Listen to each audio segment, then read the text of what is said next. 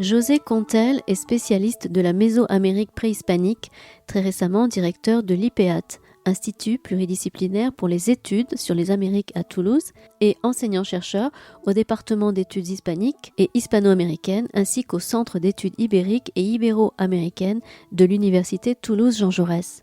Lundi 24 octobre 2022, José Contel était à la librairie Ombre Blanche autour de la parution de l'ouvrage qu'il a codirigé, le Codex Borbonicus, chez Citadel et Masno, dans le cadre d'un cycle intitulé Américas. La séance était animée par Guillaume Gaudin, actuel directeur de l'IPEAT, et Marion Gautreau, maîtresse de conférences au département d'études hispaniques et hispano-américaines et également enseignante à l'IPEAT.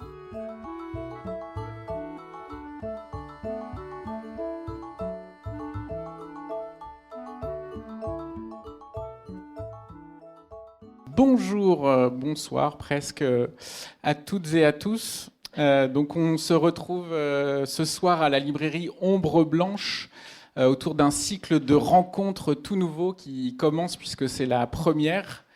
C'est un cycle de rencontres qui s'intitule Américas et qui est porté par la librairie Ombre Blanche qu'on remercie de nous accueillir et aussi par un institut de l'université Toulouse-Jean Jaurès qui s'appelle l'Institut pluridisciplinaire d'études sur les Amériques à Toulouse. Non, pour les études sur les Amériques. Sur les Amériques à Toulouse, donc ça fait IPEAT, un sigle qui voyait un peu compliqué à retenir dans sa version étendue. Et donc c'est un institut qui réunit des chercheurs, des chercheuses, des enseignants et aussi des étudiants puisque c'est un master sur les Amériques. C'est un institut qui existe depuis déjà bien longtemps et qui est toujours aussi vivant. Et on a eu cette volonté de transmettre à un public plus large le résultat de nos recherches, notamment au moment de parution de livres, de les présenter ici à la librairie Ombre Blanche. Donc aujourd'hui, pour cette séance, on a le plaisir d'inviter José Contel. Ah oui, moi j'ai oublié de me présenter, je m'appelle Guillaume Gaudin et je dirige l'IPEAT. Waouh. Et José Contel qui est là lui aussi à diriger cette belle institution et surtout il est là aujourd'hui pour nous présenter un livre qui est paru récemment, qui est donc un codex de la zone mésoaméricaine et on va en parler plus en avant avec lui. Avec Marion Gautreau, qui est à ma gauche et qui est maître de conférence à l'université Toulouse Jean Jaurès, spécialiste des images du cinéma mexicain au XXe siècle. Je ne me trompe pas? Non. Donc on va commencer cette discussion avec une première question peut-être, Marion. Oui, alors on va commencer à parler tout de suite de cet objet qui est sur la table. Je ne sais pas si vous êtes avancé. Enfin, en tout cas, on vous invite à la fin de cette présentation à vous avancer sur le devant de la scène pour voir cet objet partiellement déplié. Parce que peut-être José pourra nous en dire un peu plus sur l'objet aussi, enfin voilà, la constitution de cette édition de ce codex. Mais avant de parler vraiment de l'édition, peut-être parler de ce terme, le codex. Qu'est-ce que c'est un codex? Peut-être que tout le monde ne le sait pas. Et d'où vient aussi ce mot codex et ce nom précis de codex Borbonicus? Bonsoir à toutes et à tous. Merci Marion et Guillaume pour cette excellente idée. Un codex, en fait, c'est un terme qui était emprunté au manuscrit du Moyen-Âge, mais ce n'est pas un codex au sens propre du terme. C'est un manuscrit pictographique. C'est un autre système d'écriture que celui du Moyen-Âge. Il n'y avait pas d'écriture alphabétique quand les Espagnols sont arrivés, donc toutes les gloses que vous verrez sur le codex, ou que vous pouvez voir quand vous avancerez, sont des gloses qui ont été ajoutées a posteriori.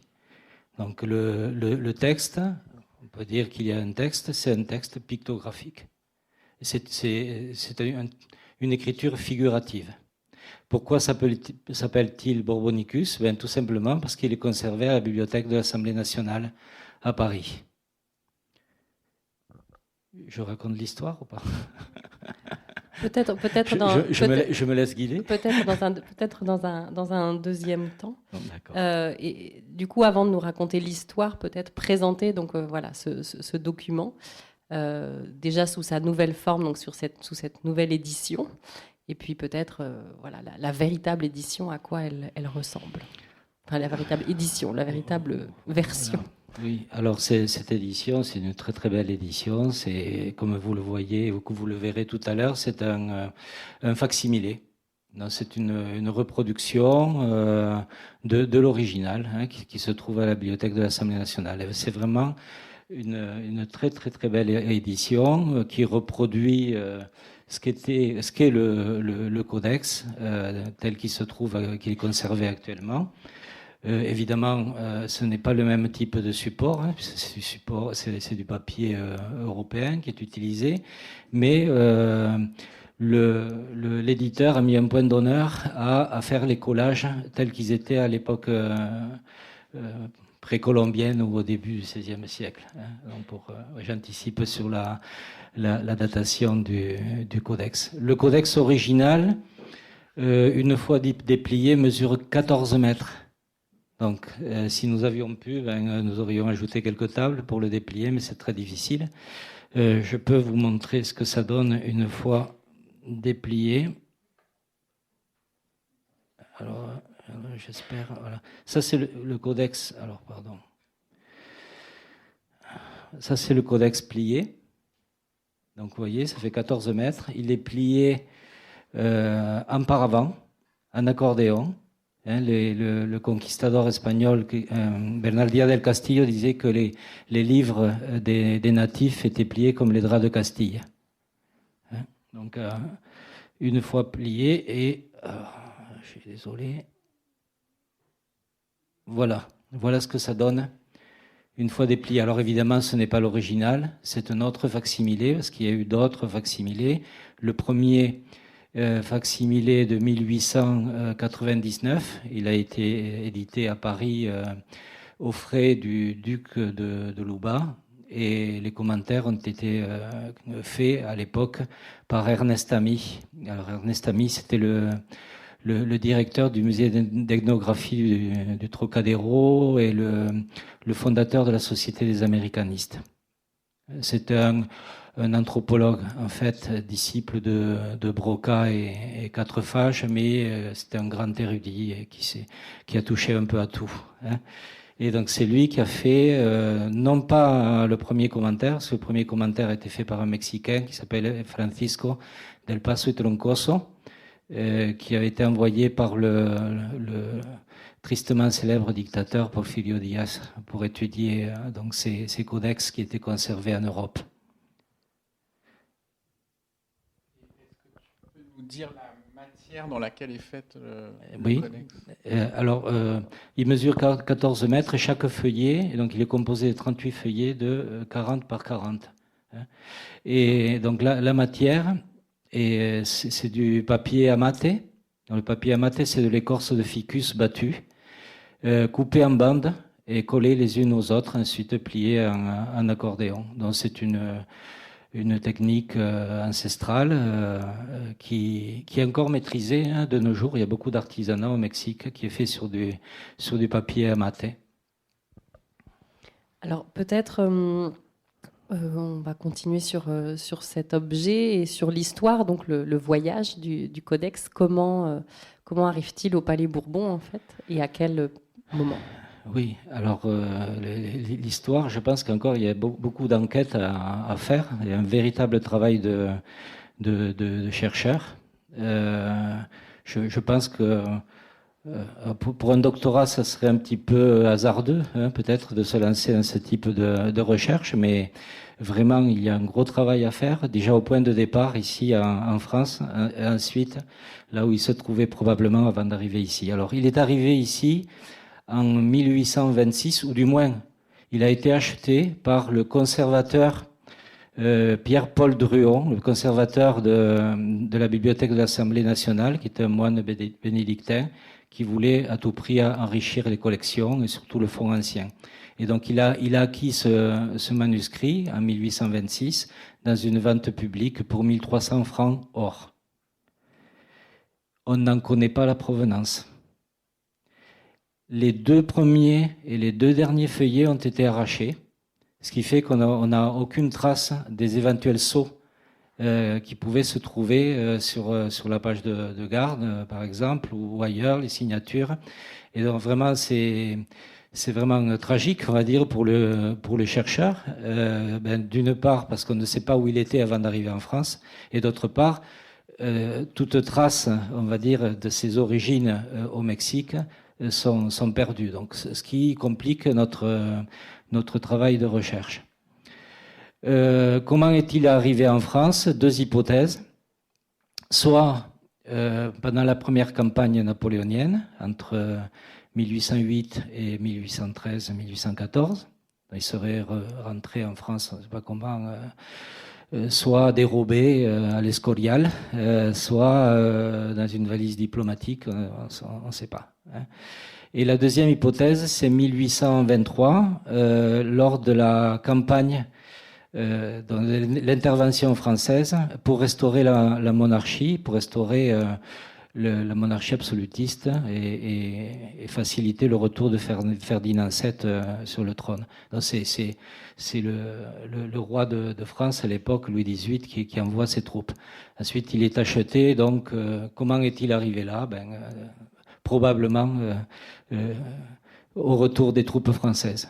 Comment? On ne sait pas. Alors, on sait, grâce à un historien écossais, William Robertson, qu'il y avait un manuscrit pictographique mexicain qui était à l'Escorial aux alentours de 1778-1780 et qu'il était composé de 40 feuillets pliés en accordéon, ce qui veut dire qu'à l'époque, 20 ans avant la fin du XVIIIe siècle, il était entier. Donc on a dû arracher les pages ensuite pour en cacher sa provenance. Je finirai sur sa composition. Une fois les bandes collées, les unes aux autres, et pliées, ensuite on dépliait et on couvrait d'une couche de gypse ou de stuc. Et c'était sur la couche de stuc, après avoir mis un apprêt, que l'on commençait les ébauches, les esquisses et les peintures, les différentes peintures qui étaient réalisées par ce qu'on appelle dans la langue nahuatl, la langue des Aztèques, les tlacuiloques. C'est ceux qui peignent, les scribes peintres de l'époque, et qui étaient dirigés évidemment certainement par des tlamatini, des savants et tous les spécialistes rituels. Donc là, tu viens de nous parler de l'origine probable de là où se trouvait le manuscrit, probablement en Espagne, oui, à Escorial. Oui. Et quand on regarde tous les codex que l'on conserve, souvent ils sont en Europe, alors au Vatican ou dans des bibliothèques nationales. Est-ce que tu pourrais nous dire en gros ou précisément combien on conserve de ces documents actuellement? J'avais lu dans le manuscrit une vingtaine, 20, oui, 30, oui, dans le descriptif. C'est un des auteurs qui le dit, Guilhem Olivier. Oui. Et donc, qu'est-ce qu'on conserve et où et pourquoi ils sont arrivés en Europe? Alors, oui, c'est à peu près ça. Après, des vrais codex préhispaniques, il y en a très peu. Il y en a certainement moins de 10. Le nombre évolue, c'est en fonction aussi des résultats des chercheurs. Si les recherches récentes, par exemple, sur le Codex Vaticano B, nous laissent penser qu'il serait peut-être pas préhispanique. Donc il y a des codex qui sont pré-hispaniques. Et ceux-ci sont arrivés au fil du temps. C'est très, très, très variable, soit au XVIe siècle, beaucoup sous Philippe II. Qui sont arrivés. Alors pourquoi certains arrivent à Paris? Ceux qui arrivent à Paris, souvent, ce sont des voyageurs. Donc il y en a qui sont très très critiqués parce qu'on les accuse de les avoir volés, pour certains d'entre eux. Jean-Marius Auguste Aubin et d'autres. Il y en a qui sont tout simplement arrivés. C'est le Mexique, c'était la Nouvelle-Espagne, c'était un vice-royaume, donc les manuscrits circulaient tout simplement. Mais curieusement, la plupart de ces codex ne se trouvent pas en Espagne. Mais il est aussi tout à fait normal qu'ils soient pour la plupart en Italie et au Vatican. Quand on parle de la conquête, on pense à l'Espagne. Quand on pense à l'évangélisation, on pense à l'Espagne. Mais le cœur, quand même, de l'évangélisation, c'était le Vatican. Quand l'évangélisation officielle commence en 1524, c'est le pape Adrien VI et Charles Quint donc, qui envoient 12 franciscains, nombre des apôtres, pour la conversion. Après, c'est fluctuant. Après, pourquoi certains arrivent à Londres, pourquoi d'autres arrivent en Autriche, parce qu'il y a des codex en Autriche. Voilà, c'est au fil du temps. Peut-être je ne suis pas sûre que ce soit bien clair pour tout le monde. Quelle est la différence entre un codex préhispanique ou qu'est-ce qu'on appelle un codex préhispanique et qu'est-ce qu'on appelle un codex colonial, en fait, de la période coloniale? Et du coup, ça permettra peut-être aussi de parler un petit peu de l'originalité de ce codex et pourquoi certains chercheurs pensent que c'est un codex colonial et d'autres que c'est un codex préhispanique, parce que je ne suis pas sûre que ce soit une datation très précise pour tout le monde. Oui. Alors celui-ci est vraiment entre deux et c'est un grand sujet de débat, donc je commencerai par les autres. Donc le préhispanique, dans la plupart du temps, il est réalisé soit sur du papier amaté, donc le papier dont je parlais tout à l'heure, fait en écorce de ficus matus, soit sur des pots de gibier, sur des pots de cerf, des pots de pécari, etc., avec la même technique. On collait les bandes les unes aux autres, ensuite on mettait une couche de stuc, de gypse, et on procédait aux esquisses et à la peinture, etc. Donc c'est exclusivement fait sur un support natif, autochtone. Le codex, ce ne sont pas des commandes espagnoles. Parce ce qu'il faut savoir, c'est pourquoi en avons-nous si peu, et pourquoi c'est si difficile d'ailleurs de comparer ce codex à d'autres, c'est parce que la plupart d'entre eux ont été détruits. Ils ont été détruits par les évangélisateurs. Il y a eu des autodafés, et on les a détruits. Donc c'est très très difficile. Ceux qui avancent que le Codex Borbonicus n'est pas préhispanique parce qu'il est différent des autres, mais on le compare avec des codex qui ne sont pas de la même zone géographique. Et les autres ont disparu, surtout ceux du centre du Mexique, ceux qui étaient à Mexico, à Texcoco, dans les grandes cités de la Triple Alliance, c'était très difficile. Alors les codex européens, ceux-là, on les reconnaît d'abord parce qu'ils sont faits sur du papier européen, et qu'on peut localiser la provenance de ce papier parce qu'ils ont des filigranes, tout simplement. Las aguas, comme on dit en espagnol, on va savoir tel papier vient de tel endroit en Espagne ou en France, Allemagne, Italie, etc. Et on a laissé des espaces pour les textes alphabétiques. Donc il y a une commande, ce sont les peintures qui sont faites quand même par les peintres scribes, les tlacuiloques, et ensuite nous avons des textes explicatifs. Ce sont pour nous nos pierres de Rosette, en quelque sorte. Même si je trouve que le Codex Borbonicus vraiment est très très intéressant, avec très très peu de textes, il nous apporte beaucoup de réponses pour mieux connaître les codex préhispaniques. Alors il y en a qui sont plus européens que d'autres. D'après Juan José Batalla, qui est un codicologue madrilène, donc on distingue dans les codex, ces codex biculturels, deux livres.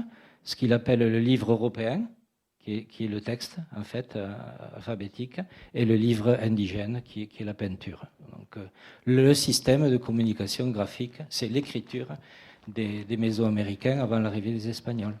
Et après, d'ailleurs, puisqu'ils ont continué. On va peut-être rentrer maintenant dans le livre, dans le codex, pour que tu nous expliques son contenu et comment il fonctionne, puisqu'il est composé de plusieurs parties et qui chacune ont un sens et une organisation particulière. Est-ce que je peux avancer juste un petit complément? Aujourd'hui, ce que nous savons sur le codex, c'est qu'il a été confectionné par des natifs. Donc, même s'il est du début de l'époque coloniale, on peut émettre cette hypothèse-là, mais il a été fait par des natifs. Si on le sait grâce à un jeune physicien donc, qui a fait une thèse avec des technologies modernes, c'est ce que vous voyez là, c'est de l'imagerie hyperspectrale et non invasive. Donc c'est une technique qui n'a pas besoin de faire de prélèvement. Et donc on sait que le support, c'est du papier mate, comme on l'a dit tout à l'heure, comment il est composé, voilà, quelle est sa résistance. C'est très, très bon aussi pour sa conservation. Hein. Et tous les pigments sont des pigments autochtones, tous, absolument tous. Donc ça, c'est une certitude. Même s'il a été réalisé a posteriori, après l'arrivée des Espagnols, ben, il a été quand même confectionné par des natifs. Voilà. Ensuite, sa composition. Donc là, on a ce scanner, là, et là, on a deux conservateurs de la bibliothèque de l'Assemblée nationale qui le manipulent avec précaution. Mais ils sont très accueillants, hein, la bibliothèque de l'Assemblée nationale. Et moi, j'ai pu le voir à plusieurs reprises. Et d'autres, là, bon, ils commencent à y faire attention. Il vaut mieux ne pas l'exposer quand même, hein, l'original. Et c'est pour cette raison qu'ils ont fait ces études codicologiques poussées, hein, pour mieux le conserver. Alors, quelle était sa composition? Donc, c'est un calendrier, hein, en fait, qui est composé de 3 parties. Le calendrier divinatoire, c'est la première partie. C'est 20 périodes de 13 jours. Donc, c'est une treizaine, voilà le terme que nous allons employer. Donc, il y a une treizaine par planche. Donc, malheureusement, comme je vous l'ai dit tout à l'heure, manquent les 2 premières treizaines. Hein. Et donc, nous n'avons pas les 2 premières périodes du calendrier. Nous pouvons les reconstituer grâce à d'autres codex de l'époque préhispanique ou de l'époque coloniale. Donc, le premier calendrier est composé de 20 fois 13 jours, donc 260 jours. Le deuxième calendrier, là, je passe le compte des années, j'y reviendrai, c'est le compte des vingtaines, ce que j'ai appelé moi le Sempoala Powali, c'est le compte des vingtaines. Certains l'appellent le Shupowali, le compte des années, et c'est un calendrier de 360 jours, 18 périodes de 20 jours, auxquels on ajoutait 5 jours épagomènes, qu'ils appelaient les Nemontemi, les jours en 20. En espagnol, pour les hispanistes, días en vano, días aciagos, les jours en plus. Voilà. Et donc la différence, le premier, c'est un calendrier divinatoire, c'est un livre mantique. Donc on allait consulter en quelque sorte les augures. Hein, donc il y avait un spécialiste rituel qui s'appelait Tonalpurki, qui est celui qui compte les jours. Hein. Et le deuxième, le Sempoala Powali, c'était plutôt un calendrier rituel agricole. Et là, on honorait les divinités pour faire des demandes particulières pour la récolte, la semaille, les pluies, la sécheresse, etc. Et le Shupowali, c'est le compte des années. Moi, je le différencie de l'autre, même si certains lui donnent le même nom. C'est on comptait donc les années les unes après les autres. Et pour que les 2 calendriers reviennent à leur point de départ, vous aurez remarqué qu'il y a un décalage de 260 à 365 jours, eh bien, il fallait attendre un cycle de 52 ans. Et au bout de 52 ans, on revenait au point de départ. Et chaque année avait un signe qui était porteur. Et au terme de ce cycle de 52 ans, on appelait la ligature des années.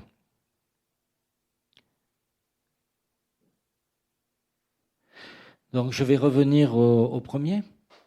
Hein, donc le premier calendrier, hein, c'est le livre des jours ou des destins, le compte des jours ou des destins. Ce sont 20 périodes de 13 jours. C'est une combinaison de 20 signes et 13 nombres. Voilà. Vous voyez, donc, nous avons ici les 20 signes, ce sont toujours les mêmes. Et donc, une fois qu'on est arrivé à 13, donc c'est le premier signe qui donne le nom à l'ensemble de la période. Et ensuite commence la deuxième treizaine. Donc, ça, ces 2 treizaines, c'est celle qui manque. Et là, commence la troisième treizaine. Donc, chaque treizaine porte le nom du premier signe. Donc, vous voyez les 20 signes, crocodile, vent, maison, lézard, serpent, mort, chevreuil, etc., jusqu'à fleur. Et ceci, c'est la première treizaine que nous pouvons voir dans le Codex Borbonicus, dont les 2 premières qui sont très importantes. La première, c'est la treizaine 1 crocodile, qui marque le début de la chronologie. Donc c'est très important, on y reviendra. Puis si vous venez voir ici tout à l'heure, vous verrez quels sont les créateurs du calendrier, ils sont là. Et la deuxième treizaine, c'est un jaguar aussi, c'est une treizaine très importante, parce qu'elle va établir les modèles pour servir les dieux, l'autosacrifice, etc. Et elles ont été arrachées. La deuxième aussi. Ça, c'est la troisième. La troisième treizaine, ça, c'est la treizaine 1 cerf. Voilà. Et la question est où on voit les 13, ces voilà. 13 jours. Le cerf, il est là. C'est le signe. Et au signe, donc, est associé un jour, donc on ne le voit pas parce que c'est abîmé. Hein. Donc, vous avez les 13 nombres, 1, 2, 3, 4, 5, 6, 7, donc de gauche à droite, puis de bas en haut, 8, 9, 10, 11, 12, 13. Et à chaque nombre est associé un signe. Ensuite, vous aviez ici, derrière chaque signe, il y avait une divinité que j'appellerais protectrice. Il y a une série de 9 divinités. Et chaque jour était protégé également par une divinité souveraine, qui était celle qui présidait chaque jour. Et ensuite, la période de 13 jours était gouvernée par une divinité particulière. Et c'est ce que nous voyons dans le tableau central, ici. Et c'est cette divinité-là, parfois assistée par d'autres divinités, qui allait exercer son influence sur toute la période. Il y avait également des oiseaux fétiches, augures, qui allaient également influencer. Donc les personnes, ça pouvait être des gens du peuple, qui pouvaient aller consulter les tonals purki, mais certainement pas dans les grandes cités, mais même dans les villages, on sait qu'il y avait des spécialistes rituels également. Mais ceux qui allaient consulter l'augure, pour une raison bien particulière, ça pouvait être pour l'inauguration d'un grand temple, pour la naissance d'un enfant, pour un mariage, etc. Donc, allaient lui demander, mon fils est né à telle date, quelle sera sa destinée? C'est un livre de pronostics. Donc, quelle va être la destinée? Là, par exemple, ceux qui naissaient la treizaine 1 chevreuil, dit-on, ceux qui étaient issus de la noblesse avaient une destinée glorieuse. Par contre, les autres, les gens du peuple, ils devaient mourir noyés, foudroyés ou être peureux, etc., comme le cerf. Voilà. Et après, en fonction du jour, le pronostic pouvait être tout à fait différent. Et on dit que si... par exemple, un enfant était né un mauvais jour, on va dire le jour un chevreuil, le prêtre proposait à la famille de décaler le baptême. J'emploie le terme baptême avec des guillemets, c'est une purification par l'eau, mais qui existait à l'époque préhispanique également. Donc chaque treizaine avait une portée particulière sur la destinée, sur la vie des gens, sur la vie du monde, la vie de l'univers, etc. Tout était étroitement imbriqué. Chaque fois que j'étudie une treizaine, je suis toujours surpris par la sophistication des alignements, des calculs qui étaient réalisés. Parce que parfois on se dit, ah ben tiens, c'est étonnant ici, on a plusieurs signes qui sont alignés, mais pourquoi? Mais comment ont-ils fait? Et ça correspond effectivement avec l'ensemble, avec le tableau principal, etc. Moi, je ne sais pas si je réponds à vos questions, parce que ce n'est pas facile de s'adresser à des non-connaisseurs. Peut-être je laisse guider. Oui, on on va rentrer après encore un peu plus dans le codex et dans les significations, mais avant de rentrer dedans, peut-être dire en quoi qu'est-ce qu'il y a comme type de codex, c'est-à-dire quelles informations. Celui-là, il est plutôt sur les calendriers, la divination, voilà, rituel et divinatoire. Mais est-ce qu'il y a d'autres contenus un peu, des codex à d'autres contenus? Oui. Et aussi, est-ce qu'on a une idée de l'endroit où pouvait être entreposé ou conservé ce type de codex et qui y avait accès à la période préhispanique, si on suppose qu'il y avait d'autres, si celui-là n'en est pas un, si on suppose qu'il y en avait d'autres similaires? Alors, je ne sais pas si j'aurai toutes les réponses, mais concernant les contenus des codex, curieusement, les codex préhispaniques qui sont restés sont pour la plupart des codex religieux. Ce sont des codex religieux, avec une portée mythique. Voilà, parfois, ce sont des mythes qui sont relatés, peints, etc. Mais à partir de l'époque coloniale, là, nous avons des annales historiques, mais qui ont été confectionnés a posteriori pour de multiples besoins. Parfois, c'est pour des demandes des revendications de terre.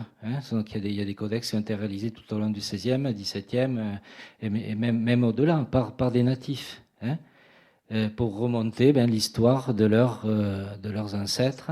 Voilà, donc nous avons des annales historiques. Y en avait-il à l'époque préhispanique? C'est une question qui reste en suspens. Là, il faudrait qu'il y ait d'autres spécialistes. Mais nous avons de très beaux codex historiques. Dans le codex Xolotl, le Codice Mendoza, qui est à Londres, qui est passé par Paris d'ailleurs au XVIe siècle, le Xolotl qui est à Paris. Il y a des annales historiques, voilà, on peut trouver ça. Ou des titres de propriété également, des revendications, des codex plus peut-être géographiques. Mais ils sont de l'époque, ils sont européens, ils sont de l'époque coloniale. Il y avait des généalogies aussi, des généalogies. Ça, on trouve dans les codex mixtèques. Là, vraiment, c'est un codex du centre du Mexique. C'est un codex, on va l'appeler aztèque, pour faire simple, c'est un codex de culture nahuatl.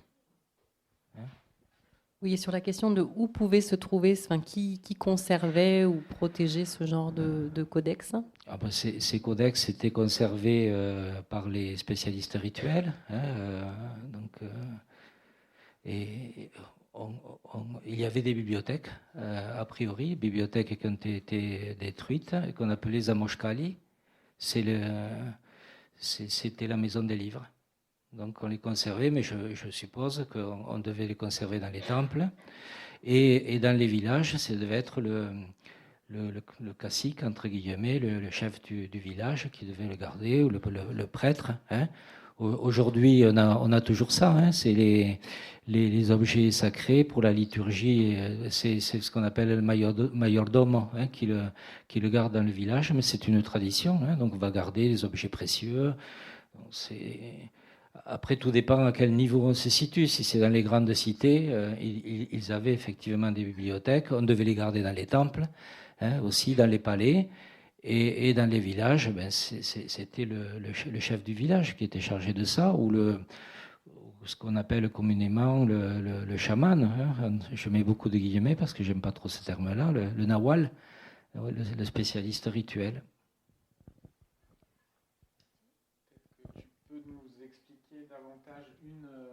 Une image comme celle-ci, en peut-être centrant sur la partie qui est la divinité un peu tutélaire. D'accord. Donc là, c'est la 7e treizaine du calendrier divinatoire, et ce qui commence par un jour. Donc ici, en bas, à gauche, donc c'est le premier jour. Donc l'ensemble de la treizaine porte le nom du premier jour, et c'est le jour pluie. Alors le signe de la pluie est représenté par le masque ou le visage du dieu de la pluie. Et le dieu de la pluie, c'est celui que vous voyez ici en haut, donc qui préside voilà.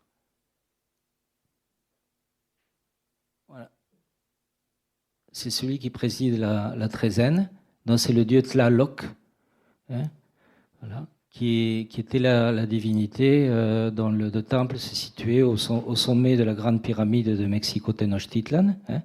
Et il y avait du côté nord le temple de Tlaloc et côté sud celui de Huitzilopochtli, qui était le dieu de la guerre et le dieu du soleil méridional. Hein. Donc là, on voit le dieu Tlaloc non seulement en tant que divinité de la pluie, mais également en tant que divinité de la cité. Hein. La cité en langue nahuatl, la ville, le village se disait Altepetl. Donc ici, c'est l'eau et la montagne. Donc c'était une métaphore pour désigner la cité. Donc c'est la divinité principale. On voit ici qu'elle est accompagnée. Ah, je suis allé trop loin. C'est sensible, c'est bête. Voilà. Et donc on a une divinité ici qui est son subordonnée, c'est son double. Hein. Ici c'est une de la démultiplication de la divinité. Et je ne sais pas si vous avez remarqué, mais devant le visage du Dieu, il y a une petite volute qui est la volute de la parole. Et en fait, c'est le Dieu qui s'exprime, c'est celui qui gouverne. Hein, parce qu'en nahuatl, le souverain s'appelait le Tlatoani.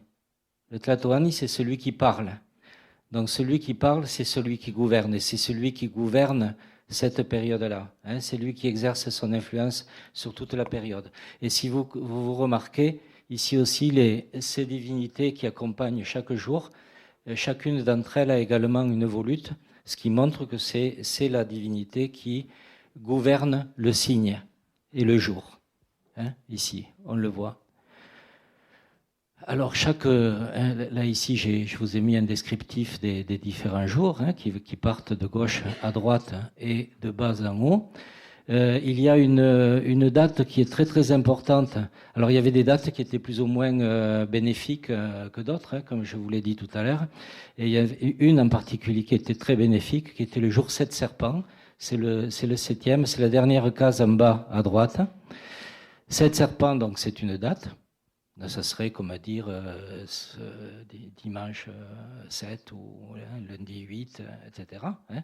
Mais c'est également le dieu de la déesse, le nom de la déesse du maïs, hein, qui s'appelait Chicomecoatl, 7 serpents. Donc ici, l'image, elle est polysémique. Elle nous donne une date d'un côté, mais de notre côté, c'est une évocation de la déesse qui exerce une influence très particulière, puisque c'est elle qui va représenter la prospérité, la richesse, évidemment, c'est la richesse de la terre, le produit de la terre, etc. Et on va le retrouver ici, en bas, à gauche, sur le tableau principal. Donc, le dieu de la pluie qui soit lié aux récoltes, aux semailles et aux divinités du maïs, hein, c'est tout à fait normal. Hein, et on va le retrouver ici. Et peut-être je vais on va faire un petit jeu pour voir si vous voyez exactement ce que représente cette entité que nous voyons là. Alors, là, je reviendrai un petit peu en arrière. Voilà, mais là, je vais vous montrer. Voilà. Voilà un zoom sur la divinité. Après, nous reviendrons sur la glose. C'est ce que nous apprend la glose. Donc, qu'est-ce que vous voyez ici? Est-ce que vous remarquez quelque chose de particulier? Ouais. Ici, regardez les bras. Je localise ici. Elle a combien? Qu'est-ce que c'est? Qu'est-ce que c'est? Ça, c'est pour vous ouvrir Non, l'appétit. c'est pas des Il y a eu une épis. réponse des épis de maïs. Non. Bon, elle tient des épis de maïs dans les mains, mais elle a des mains qui pendent, là, non? Vous ne le voyez pas? Miam miam. Hein, vous voyez pas les mains qui pendent? Hein? Donc, et ça viendrait d'où, ça? En fait, vous voyez ici cette glose. Voilà pourquoi les gloses sont importantes, parce qu'elles nous donnent des informations. Parfois, on a l'impression qu'elles nous racontent vraiment n'importe quoi, et quand on la voit pour la première fois, on dit, mais le scoliaste, celui qui a fait les commentaires, il a vraiment rien compris. Je ne sais pas ce qu'on lui a raconté, parce qu'ici, il y a écrit Papa Mayor. Papa Mayor, c'est le pape principal. En fait, il veut dire le prêtre principal. Donc, ce n'est pas la déesse. C'est un prêtre qui incarne la déesse. Hein? C'est le prêtre qui va incarner la déesse. Et il est habillé comme la déesse du maïs, et surtout, il revêt la peau d'une victime qui a été sacrifiée. C'est une jeune femme de 13-14 ans qui a été sacrifiée et dépecée, et il va revêtir la peau. C'était comme ça. Hein. Donc il y avait cette fête qui s'appelait Oshpanistli, qui était une fête qui était dédiée au maïs, mais il y en avait d'autres, comme Telakashipé ou Alistli, où on sacrifiait un guerrier, on le dépecé, et puis les prêtres s'habillaient avec la peau du captif. Hein, c'est ça. C'est pour ça que vous voyez ces mains qui pendent. Et ensuite, là, il a une caille dans la bouche.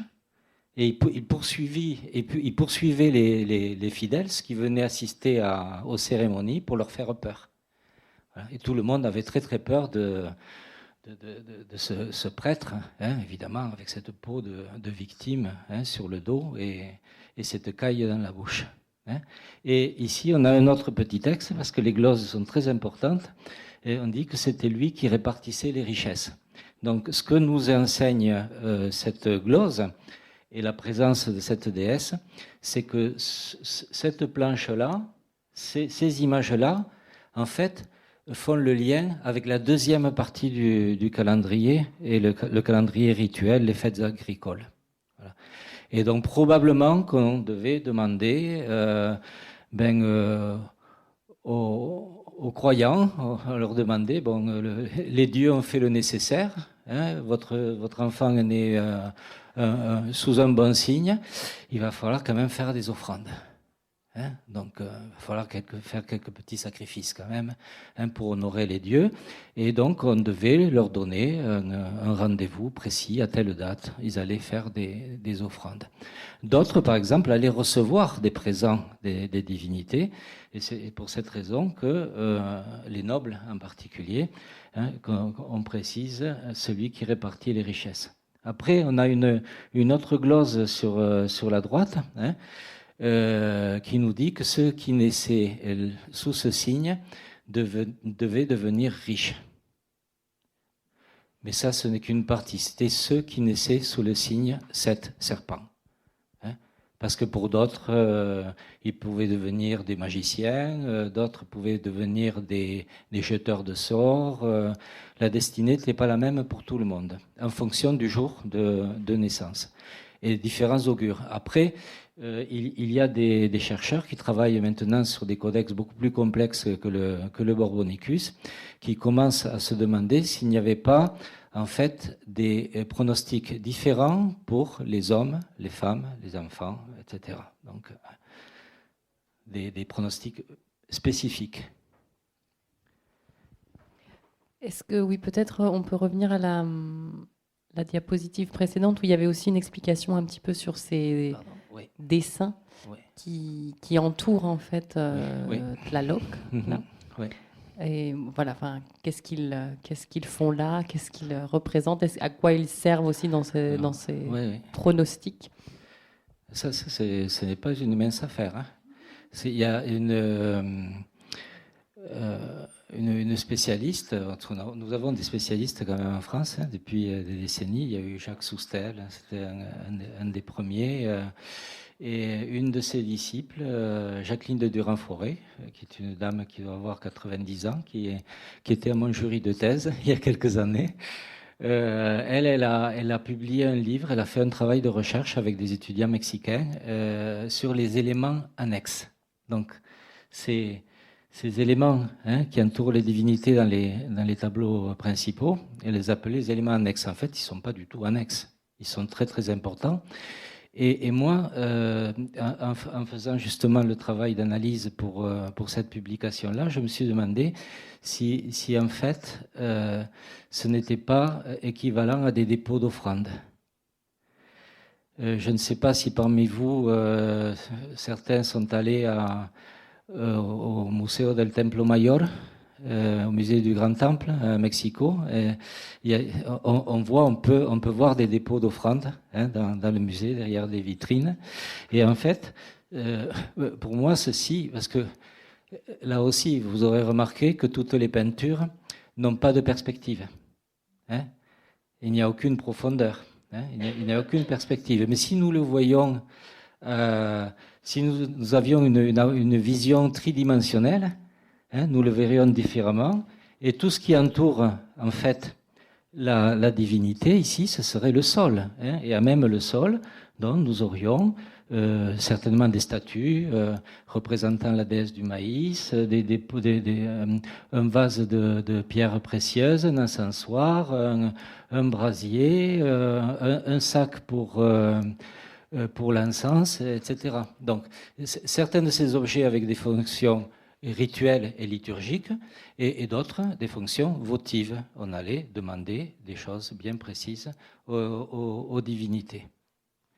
Et il y a également dans le lot, ça c'était beaucoup plus difficile à voir, des glyphes qui renvoyaient également à la deuxième partie du calendrier, aux fêtes rituelles, aux fêtes agricoles. Par exemple, ici, ça c'est quelque chose que j'ai tout à fait découvert par hasard lors d'une journée d'études, qui a été filmée d'ailleurs. Vous pouvez la voir, une journée d'études sur Canal U. Et donc j'ai une collègue qui est celle qui a dirigé l'ouvrage avec moi, qui s'appelle Sylvie Pepperstraat de l'Université libre de Bruxelles, qui parlait d'un prêtre qui s'appelait Patte d'Aigle. Et justement, Jacqueline de Durand-Forêt, dont je parlais tout à l'heure, au départ avait dit que c'était une patte de jaguar, parce que sur d'autres codex, c'est une patte de jaguar. Mais là, ce n'est pas une patte de jaguar, il y a un ergot, c'est une patte d'aigle. Et patte d'aigle, en fait, on pourrait dire, c'est une offrande. C'est pas simplement une offrande, c'est également une évocation du nom d'un prêtre qui officie dans une autre fête, dans la deuxième partie du calendrier. Donc voilà pourquoi souvent je dis que ce ne sont pas des illustrations, c'est un système de communication graphique. C'est une écriture, c'est une forme d'écriture. En revenant un petit peu sur la composition, et maintenant qu'on a une image sous les yeux, donc tu nous as dit au début effectivement que ce codex avait été analysé et que donc on avait découvert qu'il s'agissait vraiment de pigments autochtones, si j'ai bien compris. Il s'agissait pour ce codex, il s'agit de ce codex pour de pigments organiques et non pas de pigments minéraux. Et qu'il y avait aussi dans ces coloris en fait une sorte de vie de l'image, le fait qu'il y avait une énergie solaire qui était transmise dans ces images. Je sais pas, je le dis avec mes mots, parce que c'est quelque chose qui est pas très courant pour nous dans la description des images. Peut-être le tonali, c'est ça le concept de tonali, et le fait que ces images étaient vivantes et que ça participait, que ça leur donnait un caractère divin, et que ça aurait pu aussi être en quelque sorte... ça aurait pu bénéficier à l'évangélisation, puisqu'il y a aussi un petit peu le caractère divin des images dans le catholicisme, et que donc ça faisait une correspondance entre ce type d'image rituelle, donc liée aux croyances en fait dans cet espace mésoaméricain, et la tradition iconographique catholique qui va être amenée par l'évangélisation. Merci pour la question. C'est ce qu'on dit en général. Non, mais c'est sûr que le support, la matière est très très importante.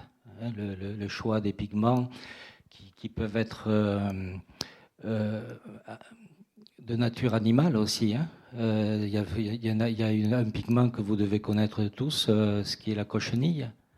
Hein. Donc c'est une petite bête là qui est un petit insecte hein, qu'on écrase. Donc je crois que là les défenseurs des animaux s'insurgent hein, sur ça. Il ne faut pas utiliser la cochenille comme colorant.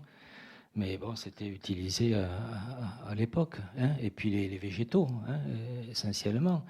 Et puis la nature même du support. C'est bon pour les codex, c'est bon aussi pour les statuts, hein, pour tout ce qui est l'art religieux plastique. La nature même de la pierre est très très importante, le bois. Et je pense que c'est peut-être même plus important qu'on ne le croit dans le nom qui est donné à ces entités-là, et le choix. Je ne peux pas en dire plus parce que ce sont des réflexions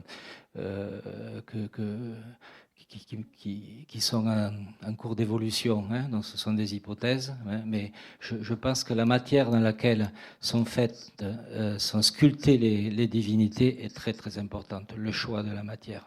Hein. Et ça, on le voit parce que la matière, quand ce sont les pierres précieuses, hein, on va choisir les pierres précieuses, mais c'est du langage aussi, métaphoriquement, ça a un sens particulier. Hein, ça peut renvoyer à l'eau qui féconde, ça peut être également le sang, ça peut être simplement une métaphore de ce qui est précieux en général. Et là, on va utiliser aussi la plume de Quetzal, la turquoise, etc. Donc le support, la matière du support hein, sont très importants. Oui. Et après, je pense que c'est pour, sans mauvais jeu de mots, pour les Espagnols, avoir un peuple aussi religieux, c'était du pain béni. Hein. Las Casas, il n'a de cesse de louer la religiosité. Donc c'était des bons serviteurs. Hein. Hacían, il faisait beaucoup de sacrifices. Et il ne parle pas des sacrifices humains, bien sûr, hein, c'est faire du sacré. Ils faisaient des offrandes, ils honoraient les divinités, ils étaient toujours en train de servir les dieux, ce qu'étaient absolument incapables de faire les Espagnols. C'est lui, hein, c'est Las Casas qui les critiquait en disant eux, ce ne sont pas de bons chrétiens. Les Indiens feraient de bien meilleurs chrétiens que les Espagnols. Et pour ce qui est de l'image, par exemple, il y a des anecdotes très, très intéressantes, mais je pense que tu les connais, et d'autres qui connaissent le Mexique aujourd'hui. On sait que dans de nombreux endroits, les dieux aztèques ont été remplacés par des saints et par l'image des saints. Hein. Donc, je ne sais pas si j'ai répondu à ta question. On peut mentionner à ce stade oui. l'image que tous les Toulousains connaissent à Auch, dans le musée des Amériques, la messe de Saint-Grégoire qui est en plume, et donc qui a un art préhispanique qui est mis au service de la. C'est ce qu'on appelait les amantecas. Les amantecas, c'est ceux qui faisaient des tableaux, qui composaient avec des plumes. Ouais. Et donc c'est une image qui est vivante parce que les plumes font un reflet quand on est devant, c'est saisissant. Oui, et d'ailleurs le conservateur du musée d'Auch, monsieur Fabien Ferrer, voudrait qu'une équipe de chercheurs fasse en fait une analyse, mais d'un point de vue autochtone, voilà, c'est-à-dire où sont les signes préhispaniques dans la messe de Saint-Grégoire. Ouais, je sais pas, c'est une question un petit peu dure pour José là. C'était pour un peu clore le contenu du livre et tu as donné beaucoup d'éléments. Je vous montre quand même autre chose. C'était la question en quoi ce document apporte des données, de nouvelles données, ou est significatif de la pensée, s'il y en a une, ou de la façon de penser mexica, qui repose beaucoup sur Je ne dirais pas mexica. J'ai jamais dit que c'était un codex mexica. On va dire aztèque. Bon, ok, je croyais qu'il fallait dire mexica. Non. Et non, parce que justement, moi j'ai un doute sur l'origine mexica, mais c'est de culture nahuatl.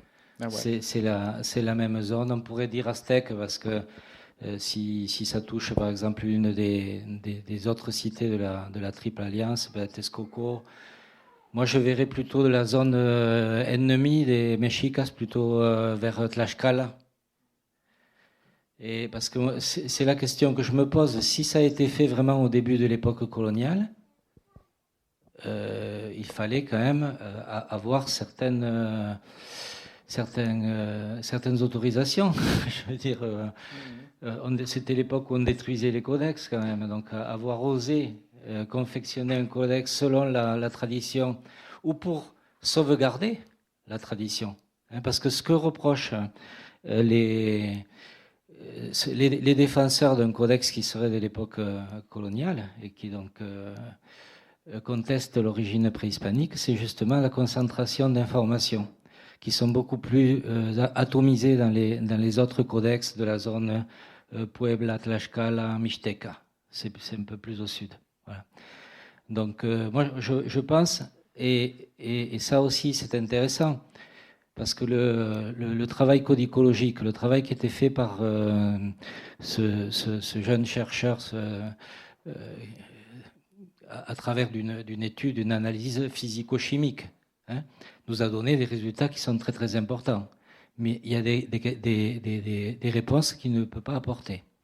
Parce que d'une part, on n'a aucun moyen de dater le document,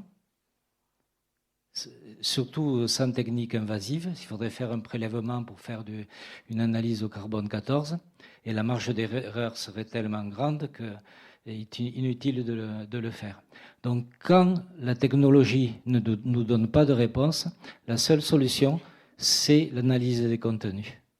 Et une fois qu'est faite l'analyse codicologique traditionnelle, parce que ça aussi, la comparaison des glyphes, la comparaison, essayer de voir combien de mains, par exemple, combien de peintres ont contribué à la confection, est-ce que ce sont les mêmes dans la première partie ou dans la deuxième partie, ça nous apporte des... Mais l'étude des contenus peut nous donner également des indications.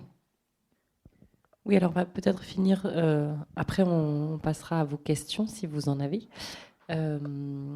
sur ce cycle de 52 ans qui, me semble-t-il, est l'un des grands apports du Codex Borbonicus, le travail sur ce cycle des années, enfin ce cycle de 52 années.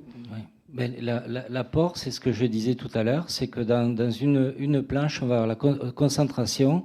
C'est pour ça que je pense que s'il y a une pierre de Rosette pour comprendre l'écriture, hein, entre guillemets, Nahua, hein, ou aztèque, le Codex Borbonicus est très important. Il faut ajouter évidemment les codex de l'époque coloniale avec plus de commentaires, comme le Telleriano Remensis qui est conservé à la BNF, etc. Hein. Et là, effectivement, on a sur deux planches, hein, on a ce cycle de 52 ans. Dans ces 26 premières années, dans ces 4 périodes de 13 jours. Et là, chaque année a un porteur, un pilier d'année, un signe. Donc chaque fois, ce sont les 4 mêmes signes qui se répètent, associés à un nombre qui va de 1 à 13, comme pour nos treizaines. Hein. Et donc vous avez le signe du lapin, en bas à gauche, le roseau, le silex, et la maison ou le temple, lapin, roseau, silex, maison, etc. etc. Voilà.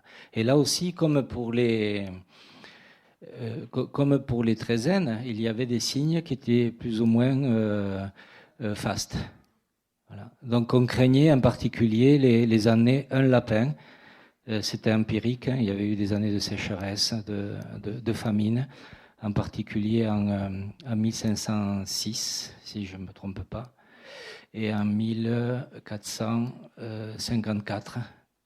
Donc on les craignait, et donc le souverain, le Tlatoani Moctezuma, a décidé de déplacer le début du conte, hein, et de passer de 1 lapin à 2 roseaux, c'est-à-dire l'année suivante.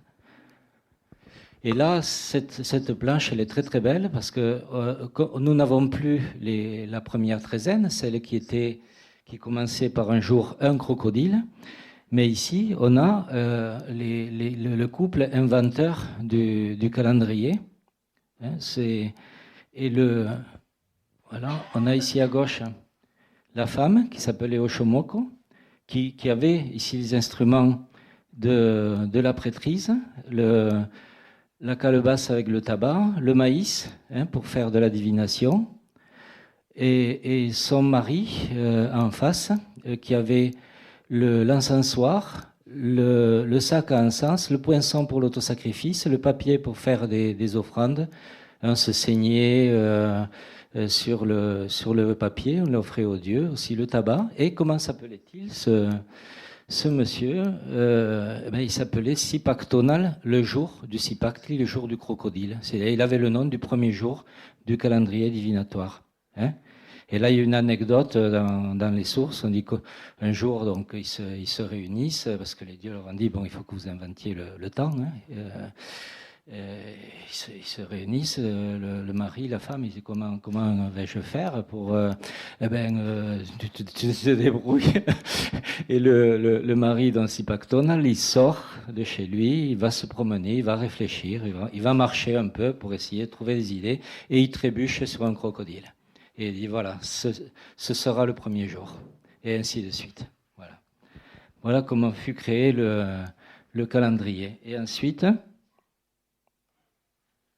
on a la deuxième partie des 52 ans, les 26 ans suivants, et là avec les deux divinités qui vont s'alterner, c'est les deux divinités principales j'ai employé un terme compréhensible, du panthéon aztèque, même si le terme n'est pas vraiment approprié, qui sont Tezcatlipoca et Quetzalcoatl sous sa forme de dieu du vent, divinité très très importante, parce que c'est lui qui va montrer la voie, qui va faire les premiers sacrifices.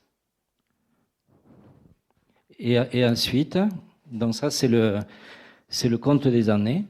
Et donc c'est au bout de 52 ans que les deux calendriers vont se retrouver. Et puis là, on va faire la ligature des années. Vous voyez ici, là-haut, le signe en haut, c'est deux roseaux, ce qui fait dire que le Codex Borbonicus est historique, car il porte plusieurs dates, 3 dates, ce qui montre son caractère cyclique. En fait, on doit pouvoir le lire de façon circulaire et arriver ici au deuxième cycle de 52 ans, commençant par 2 roseaux.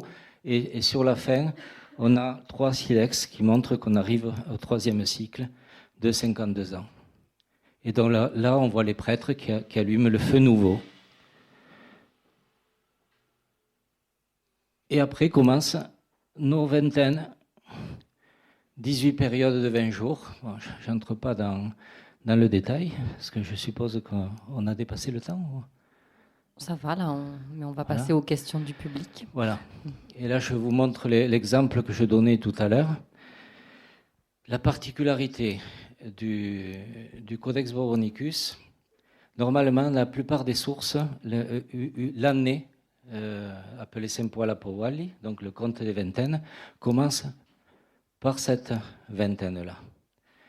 Et chez les Mexicas, on l'appelle Atcahualo. Et on sait par d'autres codex qu'il y a d'autres noms. Et donc dans d'autres codex, comme les codex du groupe Machiavecchiano, c'est un groupe qui se trouve en Italie pour la plupart d'entre eux. Il y en a un qui est en Espagne, qui est le premier, qui s'appelle le Codice Tudela. On dit que ce premier mois, cette première vingtaine s'appelait offrande de maïs, Xilomanilistli. Ce qui me fait dire que là, ça c'est pas simplement une offrande de maïs, c'est un glyphe. C'est de l'écriture. Ça signifie Xilomanilistli. Voilà. Et donc, ce qui fait que c'est le premier mois, normalement. Mais ce qui est curieux, c'est qu'ici, on en a un juste avant. Et donc, notre calendrier commence par le dernier mois et se finit par ce même mois aussi. Donc, voilà, ça fait partie... dans le livre qui a été publié, il y a un article rédigé par Danielle Douve, qui est directrice d'études émérite à l'École pratique d'autres études. Et je ne sais plus ce que j'allais dire. Voilà. Sur les débats, peut-être ? Sur les débats Oui. Non, j'allais dire autre chose, mais peu importe. Bon, le temps C'était sur l'aspect cyclique du calendrier. Voilà, sur l'aspect cyclique, ce que j'ai dit tout à l'heure. Donc, voilà. Voilà. Après, les petites astuces pour comprendre, chaque fois que vous voyez comme ça une bannière de papier tachetée, ça c'est du caoutchouc liquide. Hein, donc on aspergeait le papier de caoutchouc liquide, ou quand on avait du sang, avec du sang, hein, c'était beaucoup mieux. Et donc chaque fois qu'on voit les bannières de papier comme ça, tachetées, ça veut dire que l'offrande a déjà été faite. Et si c'est un sacrifice, que le sacrifice a été fait. Et on peut voir ici, là c'est une procession qui se dirige vers la montagne ou le temple du dieu de la pluie. Et là vous remarquerez qu'il n'y a pas de bannière de papier. Donc c'est que le sacrifice doit être fait encore. Bien, on va peut-être ouvrir à vos questions. Je ne sais pas si vous voulez poser des questions précises voilà, sur les signes, sur la réalisation de cet ouvrage en particulier qui vient de sortir. Tout le monde a tout compris. J'avais une question qui est vraiment dure pour José. Hein. C'est que j'ai vu qu'il y a des sites internet qui permettent de savoir quel est, par exemple, aujourd'hui le jour du calendrier. Il y en a un très bon. Et donc, peut-être que le public pourrait chercher, voir s'il est né un jour faste ou néfaste, et voir ce qu'il faut faire, te consulter peut-être pour ça. Et aussi, ça renvoie à la question, parce que donc, tu nous as dit que le calendrier des vingtaines, c'était 360 plus 5. Et dans l'ouvrage, je ne sais plus quel auteur dit que ça pose un problème pour les années bissextiles, du coup, parce qu'à un moment donné, il y a un décalage. Il y a un décalage. Et là aussi, il y a un débat, et c'était une de nos questions, savoir les débats qui subsistent, et montrer que la recherche est toujours active sur ces codex, à savoir est-ce que les Aztèques récupéraient ou pas ces jours, ou si finalement le calendrier au bout d'un moment était décalé par rapport au soleil et à l'année solaire. Alors ça c'est la théorie d'un des plus grands chercheurs européens, Michel Grolich, qui nous a quittés il y a quelques années. Et pour lui, donc le calendrier est décalé. C'est chaque année, il se décale. Donc le calendrier tel que nous le connaissons parce que le calendrier divinatoire, lui, il est cyclique, il n'y a absolument aucun problème. En revanche, l'autre, celui des mois, et ça pose problème parce que parfois les rites sont déconnectés de la réalité temporelle. Et pour lui, c'est qu'il y a un décalage depuis le 7e siècle jusqu'à 1519. Donc il a fait une thèse sur les mythes et rituels du Mexique ancien. Et il y a toute une partie qui est consacrée au calendrier. Il fait les tableaux de correspondance avec telle fête était à telle date en 600 et quelques, et la même fête à une autre date, en 1519, avant l'arrivée des Espagnols. Il y a ce décalage. Et justement, pour rejoindre ta question sur les applications de corrélation des calendriers, c'est ce que j'ai pu constater. C'est qu'effectivement, maintenant, on a des dates. Si tu peux entrer ta date de naissance et tu vas avoir une réponse. Hein. C'est quand même assez sérieux parce que ça s'appuie sur les travaux de chercheurs spécialistes sur des calendriers comme Alfonso Caso, par exemple, hein, qui est très très connu pour son livre Los Calendarios Prehispánicos. Et donc c'est très sérieux. Ce qui est curieux, c'est qu'on a telle date. Donc, moi, je sais qu'en 1519, à telle date, il y avait telle fête agricole, hein, et ça ne correspond plus du tout. Donc, il y a encore, depuis 1519, il y a eu des décalages. Voilà. Après, s'adapter. Moi, j'ai eu beaucoup de doutes. Hein. Pendant très très longtemps, je me disais comment est-ce possible Alors, dans les cités, quand la religion est organisée, effectivement, peut-être qu'il ne nous est pas décalé, je ne sais pas. rétablir les dates initiales, mais dans les villages, comment pouvait-il se tromper, par exemple? Non, le paysan, il sait, il observe le temps, le climat, la saison des pluies, surtout que c'est ça, hein, c'est les deux principales périodes. Il n'y a pas de saison au Mexique proprement dit, hein. Même si eux, ils parlent de saison, de primavera, de verano. Attention, il y a des Mexicains dans la scène. Hein, voilà. Mais sinon, c'est la saison sèche et la saison des pluies. La secas et las lluvias. Voilà, c'est ça, c'est Chopin. Chopin, c'est la saison verte, le côté vert, c'est la saison des pluies. Non, on va peut-être s'arrêter. Alors, pour vous dire, vous invitez à nouveau à vous approcher pour voir le fac-similé. Alors, l'ensemble fac-similé plus ouvrage avec les articles des spécialistes vaut plus de 800 €. En revanche, si vous ne voulez que le petit livre avec les articles de spécialistes qu'on a cités déjà, de Houve, Guillem, Contel, etc. Il est en vente ici pour 35 €, je crois, donc qui est une somme beaucoup plus modique et où il y a déjà de très belles reproductions des pages du Codex Borbonicus. Donc merci beaucoup à vous toutes et à vous tous, et puis merci beaucoup à José surtout pour sa présence.